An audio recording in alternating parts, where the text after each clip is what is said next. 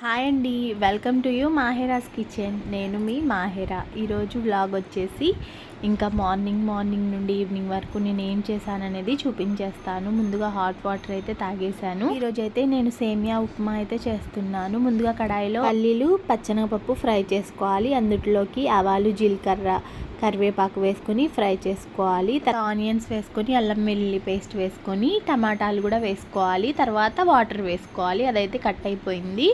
ఇంకా సేమియాలు వేసుకొని మంచిగా దగ్గరగా ఉడికించుకోవాలి. ఇంకా పచ్చివే వేసుకోవాలి. ఇంకా ఫ్రై ఏం చేయాల్సిన పని లేదు.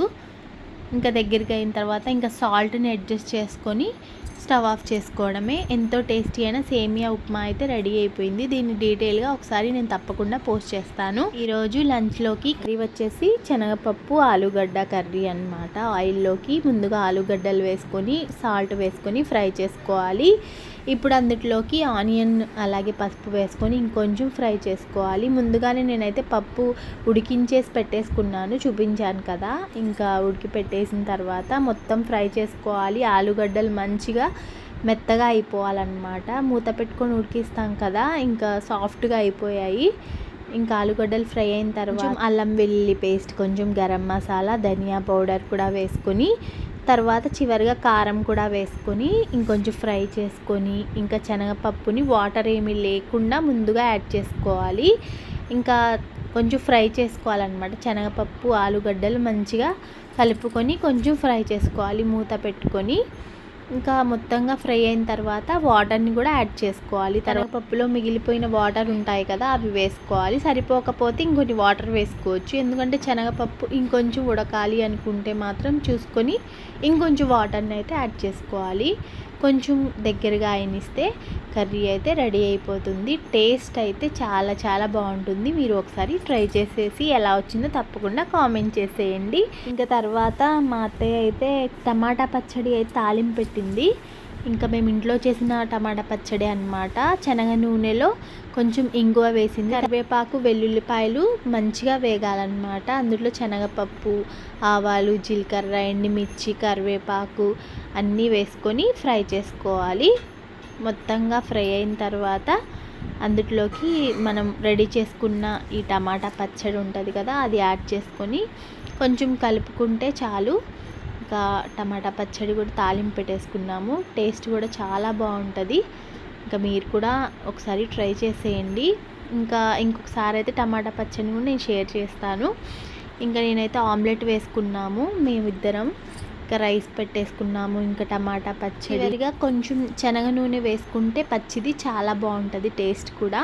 ఇంకా ఆలుగడ్డ కర్రీ, ఇంకా పెరుగు. ఇంకా మేమైతే తినడం స్టార్ట్ చేసాము. ఇంకా కర్రీ ఇంకా ఆమ్లెట్ వేసుకొని తిన్నామన్నమాట. ఇంకా టేస్ట్ అయితే చాలా బాగుంది. పచ్చడి టేస్ట్ కూడా బాగుంది. అందులో వెల్లుల్లిపాయలు ఉంటాయి కదా, అవి మంచిగా రోస్ట్గా ఉంటాయి. అది అప్పటికప్పుడు తింటే చాలా క్రిస్పీగా టేస్ట్ చాలా బాగుంటుంది. ఇంకా లంచ్ అయితే ఫినిష్ చేసాము. ఈవినింగ్ అయితే నేను చికెన్ సూప్ చేశాను. ముందుగా కడాయిలోకి కొంచెం నెయ్యిని వేసుకొని చాప్ చేసుకున్న వెల్లుల్లిపాయల్ని వేసుకొని మంచిగా ఫ్రై చేసుకోవాలి. ఒక బిర్యానీ ఆకు వేసుకొని అందులో మనం చిన్నగా కట్ చేసుకున్న చికెన్ ముక్కల్ని అయితే యాడ్ చేసుకోవాలి. బోన్స్తో వేసుకుంటే టేస్ట్ ఇంకా బాగుంటుంది. సో నేను కొంచెం బోన్స్ ఉంచే వేసుకున్నాను అనమాట. కొంచెం పెద్ద పీసెసే, మరి చిన్నవి కాకుండా పెద్దవే వేసుకున్నాము. ఇంకా మాకు కొంచెం చికెన్ తగలాలని అంత పెద్దగా కట్ చేసుకొని వేసుకున్నాము. ఇంకా వేసుకొని కొంచెం సాల్ట్ యాడ్ చేసుకొని కొంచెం ఫ్రై చేసుకోవాలి. ఈ ప్రాసెస్ అంతా సిమ్లో పెట్టుకొని ఫ్రై చేసుకోవాలి. ఏం వండుతున్నా కానీ కొంచెం సిమ్లో పెట్టుకొని వండుకోవడం వల్ల టేస్ట్ అయితే బాగుంటుంది. ఇంకా మంచిగా చికెన్ సాఫ్ట్గా అయిపోయినాయి కదా, ఇంకొకసారి కలుపుకొని మనం కొన్ని వెజిటేబుల్స్ అయితే యాడ్ చేసుకుందాం. ముందుగా స్వీట్ కార్న్స్ని అయితే నేను ఒక్కసారి మిక్సీలో కచ్చాపచ్చాగా మిక్సీ పట్టుకున్నాను. ఇట్లా మిక్సీ పట్టుకొని అది యాడ్ చేసుకోవాలి.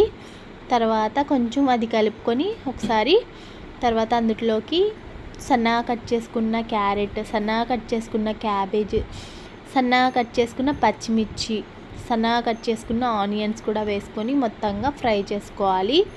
ఇవి కూడా కొంచెం సాఫ్ట్గా అయ్యే వరకు మూత పెట్టుకొని ఉడికించుకోవాలి. కొంచెం కలుపుకొని మూత పెట్టుకొని ఉడికించుకోవడం వల్ల సాఫ్ట్గా అవుతాయి అన్నమాట. నెయ్యిలో మంచి ఫ్లేవర్ అయితే వస్తుంది. ఇంకొకసారి కలుపుకొని లీటర్ అయితే వాటర్ వేసుకోవాలి. మనం కొంచెం ఎక్కువ వేసుకున్నా పర్వాలేదు. ఎక్కువ వెజిటేబుల్స్ ఉంటే కనుక కొంచెం ఎక్కువే వాటర్ వేసుకోవచ్చు, ఇంకో పావు లీటర్ యాడ్ చేసుకోవచ్చు. నేను చూస్తున్నారు కదా, ఎగ్ వైట్ని అయితే కొంచెం తీసుకొని పక్కన పెట్టుకొని బీట్ చేసుకుంటున్నాను. ఇంకా మంచిగా బీట్ చేసుకోవాలి. ఇప్పుడు చూసారు కదా పొంగు వచ్చింది సూప్ అయితే. ఇంకా ఇందులోకి మనం బీట్ చేసుకున్న ఎగ్ వైట్ ఉంది కదా అది వేసుకోవాలి. ఎల్లో కూడా వేసుకోవచ్చు, కానీ అది వేసుకోవడం వల్ల స్మెల్ వస్తుంది అనమాట. ఇప్పుడు కార్న్ఫ్లోర్ని ఒక 2 స్పూన్స్ కలుపుకొని వేసుకోవాలి, ఎందుకంటే థిక్నెస్ కోసం. తర్వాత కొంచెం టమాటా కెచప్ని, గ్రీన్ చిల్లీ సాస్ని కూడా వేసుకొని కొంచెం కలుపుకొని స్టవ్ ఆఫ్ చేసుకుంటే ఎంతో టేస్టీ అయిన చికెన్ సూప్ అయితే రెడీ అయిపోయింది. నోరైతే పొద్దున్న నుండి సరిగ్గా లేదు, జలుబు చేసి అస్సలు బాగాలేదన్నమాట. అందుకని ఈ సూప్ చేసుకున్నాము. ఇంకా మా వారైతే తిని టేస్ట్ చెప్తున్నారు. టేస్ట్ అయితే బాగుందంట, కాకపోతే కొంచెం అల్లం వెల్లుల్లి పేస్ట్ వేసి ఉంటే ఇంకా బాగుండేది అనేసి అన్నారు. మీరు ఒకసారి అల్లం వెల్లుల్లి పేస్ట్ వేసుకొని ట్రై చేయండి. ఇంకా తర్వాత నేను ఇడ్లీ పిండి అయితే రుబ్బుకున్నాను. ఇడ్లీ పిండి వేసేసుకొని ఇంకా రవ్వ కలుపుకుంటున్నాను. రవ్వ మొత్తం వాటర్లో నుండి తీసేసుకొని ఇంకా ఇడ్లీ పిండిని అయితే అందులోకి యాడ్ చేసుకోవాలి. పిండిని మొత్తంగా కలుపుకొని పక్కన పెట్టేసుకున్నాను. ఇదండి ఈరోజు నా డే రొటీన్. ఇంకా మిగిలిన చాలా పనులు అయితే మేము మీకు చూపించలేదు. ఇంకా ముందు ఇంకా అలాంటి ఇంకా మంచి మంచి వీడియోస్తో మీ ముందుకు వస్తూనే ఉంటాను. నన్ను ఇలాగే సపోర్ట్ చేస్తున్నారని కోరుకుంటున్నాను. అలాగే మీకు ఎలాంటి రెసిపీస్ కావాలో, ఎలాంటి వీడియోస్ కావాలో తప్పకుండా కామెంట్ చేసేయండి. ఈ వీడియో నచ్చితే తప్పకుండా ఒక లైక్ చేయండి, షేర్ చేయండి, ఇంకా నా ఛానల్ని సబ్స్క్రైబ్ చేసుకోండి.